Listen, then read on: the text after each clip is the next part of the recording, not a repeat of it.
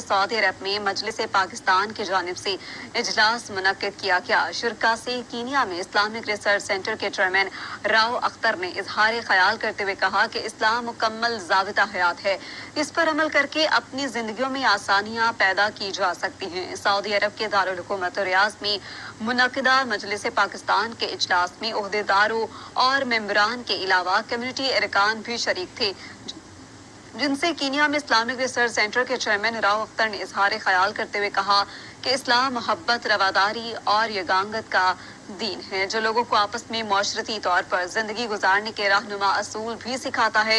Africa में इस्लाम तेजी से फैल रहा है, रहनुमाई हासिल कर रही है और इस्लामी फराइज की अंजाम दही भी कर रही है। दुनिया भर में दीन इस्लाम की दुरुस्त इरशाद और तालीमात के जरिए बेहतरी लाई जा सकती है।